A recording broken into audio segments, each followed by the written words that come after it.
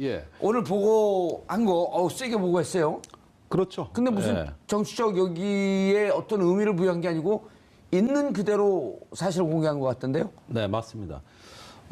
그러니까 두 가지 사항이에요. 예. 자, 첫 번째는 왜 6기가 다 한국에 들어와 있었는데 예. 성주 사드 부지에 2기만 들어온 걸로 지금까지 예. 언론에도 발표 안 하고 심지어는 대통령한테까지도 보고 안 했느냐. 4기가 더 있지 않느냐. 이 부분인데 최초에 국방부가 아마 26일 날 지난달 4월 26일 날 지지난달입니다 이제. 그렇습니다. 예. 청와대 보고서에서는 초안에 넣었다가 예. 국방부 정책실장 그 위승락 씨죠. 예. 그 지금 3스타예요. 위승호 씨인가? 위승호 씨. 위승호 예, 씨. 맞습니다. 예. 저기 청와대 정작 보고서에서는 삭제해 버렸다. 어허. 그로 인해서 대통령을 기망하게 됐다는 이야기입니다. 그러면 이제 사드가 어디까지 진행되는지 알아야 문재인 대통령은 후에 저 주변 중국하고 외교에서 사드를 외교 카드로 활용하겠다고도 했고 또 6월 이제 하순이면 한미 정상회담 열리는데 예. 어떻게 돌아가는지 사정은 제대로 알아야 그 다음 행보를 하건 말건 할 거죠. 예. 70여 호에 150명 정도 사는 성주 초전면 소성리 아주 작은 마을인데 여기에 경찰 8,000명이 새벽 4시에 들이닥쳐가지고 집집마다 다 봉쇄하고 그다음에 사드가 전격적으로 들어왔는데 이걸 아무도 예상 못했거든요. 왜 이랬을까? 우선 환경영향평가가 안 됐는데 그런데 어떻게 사드를 저렇게 배치하지? 이게 대선 한가운데 의혹으로 제기됐던 겁니다. 그런데 오늘 그 국민소통 수석이죠. 윤영찬 수석의 발표에 의하면 당시에 이미 성주에서 환경영향평가를 간략하게 그러니까 정식으로 하지 않고 간략하게 환경영향평가를 퉁치고 넘어가려고 이미 이 사드 배치 강행을 위해서 사전 절차를 누락하려는 정황이 확인됐다. 이게 뭔 얘기냐? 환경영향평가를 안 하고도 배치할 수 있게끔 꼼수를 부리겠다. 법 해석을 달리했다 이겁니다. 그러니까 대규모 전략적 환경영향평가라 그럽니다. 이런 큰 어떤 국책 사업의 경우에는 이게 어떤 그 환경에 미치는 영향을 다각도로 검토해는 전략적 환경영향평가를 해야 되는데 그 해당 부지의 면적을 줄이는 방법으로 한 33만 제곱미터 정도로 실제 사드의 부지를 축소하는 방향으로 해서 간략한 간이 환경영향평가만 하는 걸로 결정을 하고 사드를 들여왔다 이 얘기입니다. 예. 그 이종훈 평론가님, 네. 이게 이제 조사가 돼야 되겠지만 이 두 얘기를 지금 종합을 해보면 자 4월 26일 날 지금 그 김종대 의원님이 말씀하셨듯이 전격적으로 군사작전하듯이 이제 치고 들어온 게 그 이전에 보면 4월 16일 날 대선 이후로 가야 될 것 같다라고 이제 대정부 그 질의 과정에서 그런 얘기가 나와요. 그러다가 10일 만에 전격적으로 들어가는데 지금 보면은 4기를 반입된 거를 얘기하지 않았고 환경영향평가를 피했고 이거 보면은 4월 26일 날 6기를 만약 다 놓아버렸으면 6기를 다 놓아버렸으면 환경영향평가 안 받고 왜 다 놓냐라고 하는 이런 논란의 여지가 있을 수 있을 것 같다고 대통령은 미리 짐작에 판단하고 있었던 거 아니에요? 그러니까 2기를 갖다가 알박기를 해놓고 기회가 보면 슬그머니 4기를 누려고 그랬던 것은 아닌가? 그렇죠. 그러니까 환경영향평가 받고 난 뒤에 나머지를 넣으려고 생각한 거죠. 아니 환경영향평가도 이제 안 받아도 되잖아요. 33. 안 받아야 되는 건 아니죠. 그러니까 간이로 간이로 받고 예. 그게 지나면 4기를 마저 누려고. 그게 6월 말이에요. 예정 시점이. 그러니까 이 4기가 들어오는 시점은 6월 말에 간이로 환경영향평가를 그 이후에. 하고 그 직후에 들어올 그런 시나리오예요. 그래서 약간의 그럼 그러니까 이런 꼼수가 슬그머니 어둠을 타고 그렇죠. 하고 그런 건 쥐새끼들이 하는 짓인데. 그런 거죠. 그래서 70만 제곱미터인데, 예. 그죠? 그러니까 33만 제곱미터, 37만 제곱미터 이렇게 나눈 거잖아요. 나눈 거죠. 네. 근데 그 33만 제곱미터가 좀 안 되죠. 32만 7천인가? 32만 8천인가 얼마 해요. 그래서 33만 밑으로 딱 일부러 첫 번째 환경영향평가 받는 부지는 그렇게 딱 떨군 겁니다. 그런 거죠. 이게 일부러 떨군 거죠. 그러니까 그렇게 해야 간이로 받으니까. 33만 평방미터가 넘어가게 되면 무조건 전략 환경평가 그렇죠. 1년 동안 받아야 되는 예, 거예요. 바로 봄, 여름, 그거죠. 가을, 겨울. 그걸 피하기 위해서. 그래서 부지를 그렇게 그림을 일부러 그렇게 만들다 보니 약간 이게 정치적으로 보통 이게 선거구 획정할 때 게리맨더링이라 그러잖아요. 그렇죠. 한쪽으로 쑥 들어가게. 예. 이번에 지금 부지가 그렇게 그려져 있다는 거 아니에요. 이렇게 가운데가 푹 한 군데가 파져 있다는 거죠. 예. 그러니까 일부러 자기적으로 그렇게 맞추려다 보니까. 아하. 자, 그리고요. 오늘 청와대 발표가요. 이게 완결판이 아닙니다. 그렇죠. 중요한 청와대가 결과죠. 배경 설명까지 예. 자세히 안 해서 그런데 현재까지 저들의 증언에 따르면 위승호 정책실장이 했다고 하더라. 라고 하는 게 좀 더 정확한 오늘 발표 내용입니다. 예. 자, 생각을 해보십시오. 정책실장이 저렇게 중요한 사안을 혼자서 결정해서 빼, 넣어 이렇게 할 수 있나요? 상식적으로. 그거 나한테 물어봤어요, 진행자한테.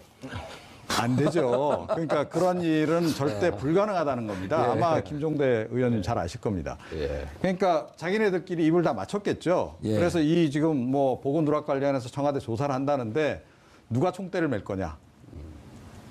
결국은 정책실장이 총대를 매기로 하고 그렇게 증언을 맞춰서 했을 가능성이 높지 않나. 아, 여기서 또 꼼수를 부리고 있는 라고 저는 생각을 합니다. 그러니까 아니면 생각을 해보세요.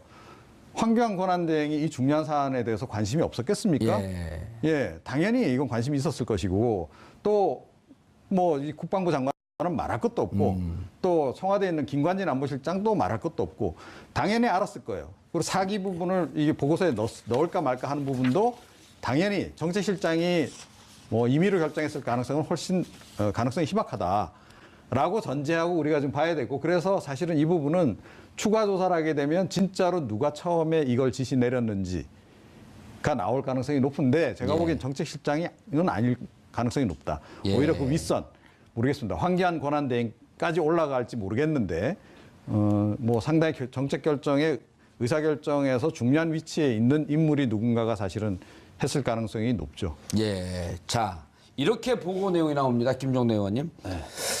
지난 정부에서는 발사대 추가 반입 사실이 NSC에 보고되어 대통령 직무대행까지 알고 있었던 것으로 확인됩니다. 네. 복선이죠, 이게. 자, 6기가 다 들어왔습니다. 6기가 반입이 돼서 대기하고 있다가 2기만 배치가 됐고 2기도 전개는 되지 않았죠. 근데 한간에 또 전개됐다라고 하는 그럼 국방부 장관의 중간에 이상한 보고도 한 번 있었어요. 네, 3월 6일 상황이에요. 예, 엑스밴드 레이더가 마치 예. 그 미사일 발사하는 것을 파악한 것처럼. 예. 그리고 보면은 NSC에 보고돼서 대통령 직무대행까지 이건 뭐냐면 앞으로 최종 조사 결과에서 황교안 권한대행, 그 다음에 김관진, 또 누구죠? 국방부 장관? 한민국. 여기까지는 삼총사.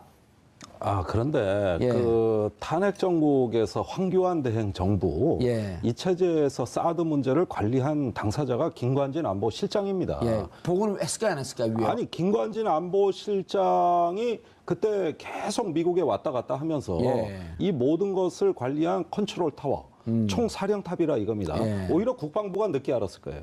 결정되는 거는. 그렇죠. 한민구 장관은 그 뒤로 쫓아다니게 국방부가 바빴을 좀 겁니다. 억울한 측면이 있죠. 그런 점에 있어서. 그러니까 지난 정부에서도 말이지, 온갖 심부름 다 했는데 예. 정부 바뀌니까 나만 얻어맞아 이렇게 생각할 수도 있는 거죠. 그러나 사드에 대한 그 대화 한미 간의 창구는 김관진 안보실장이란 예. 말입니다. 황교안 권한대행은 이런 김관진 안보실장에게 안보에 대해서 그 분의 워딩으로 직접 옮기자면 원칙 있게 하라 그랬단 말이에요.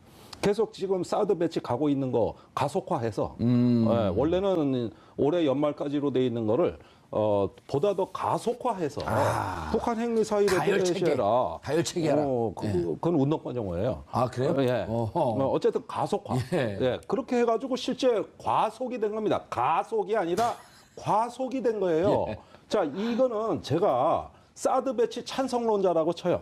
대한민국에 사드 필요하다. 꼭 들어와야 된다. 저도 찬성론자예요. 예, 하여간, 예. 그래도 이런 배치는 찬성 못할 거예요. 비정상적으로 들어와서.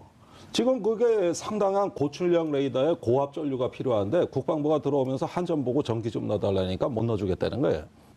한전이요? 네. 그거 다 환경영향 평가해야 그 고압 전류도 넣어주고 그러는 건데. 전임 정부에서 그랬어요? 그랬다니까요. 그래서 지금 벙커 CU로 발전기 돌리고 있어요. 그래가지고 겨우겨우 가동하고 있다고. 자, 무슨 얘기냐?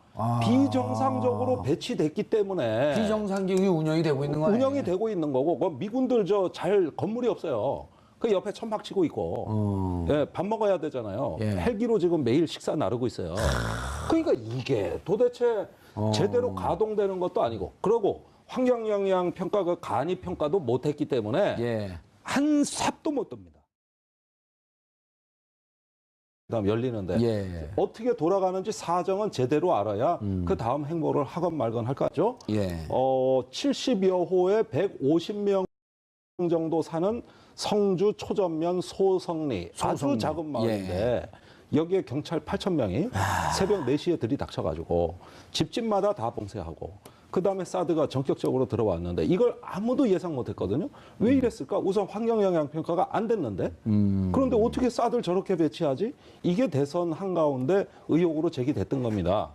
그런데 오늘 그 국민소통 수석이죠. 26일 날 지지난달입니다 이제. 아 그렇습니다. 예. 청와대 보고서에서는 초안에 넣었다가 예.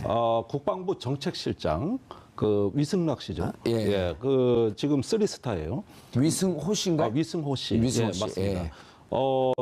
저기 청와대 정작 보고서에서는 삭제해 버렸다. 어허. 그로 인해서 대통령을 기망하게 됐다는 이야기입니다.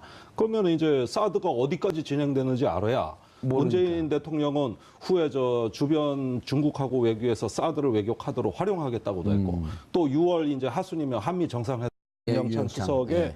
발표에 의하면 당시에 이미 성주에서 환경영향평가를 간략하게 그러니까 정식으로 하지 않고 간략하게 환경영향평가를 퉁치고 넘어가려고 이미 이 사드 배치 강행을 위해서 사전 절차를 누락하려는 정황이 확인됐다. 이게 뭔 얘기냐? 환경영향평가를 안 하고도 배치할 수 있게끔 꼼수를 보겠다. 법 해석을 달리했다 예. 이겁니다. 그러니까 대규모 전략적 환경영향 평가라 그럽니다. 이런 큰 어떤 국책 사업의 경우에는 이게 어떤 그 환경에 미치는 영향을 다각도로 검토해는 전략적 환경영향 평가를 해야 되는데 그 해당 부지의 면적을 줄이는 방법으로 한 33만 제곱미터 정도로 실제 사드의 부지를 축소하는 방향으로 해서 간략한 간이 환경영향 평가만 하는 걸로 결정을 하고 사드를 들여왔다 이 얘기입니다. 예. 그 이종훈 평론가님, 네. 이게 이제 조사가 돼야 되겠지만 이 두 얘기를 지금 종합을 해보면 자 4월 26일 날 지금 예, 오늘 보고한 거 세게 보고했어요. 그렇죠. 근데 무슨 예. 정치적 여기에 어떤 의미를 부여한 게 아니고 있는 그대로 사실 공개한 것 같던데요. 네, 맞습니다. 그러니까 두 가지 사항이에요. 예. 자, 첫 번째는 왜 6기가 다 한국에 들어와 있었는데 예. 성주 사드 부지에 2기만 들어온 걸로 지금까지 예. 언론에도 발표 안 하고 심지어는 대통령한테까지도 보고 안 했느냐. 4기가 더 있지 않느냐. 이 부분인데 최초에 국방부가 아마 26일 날 지난달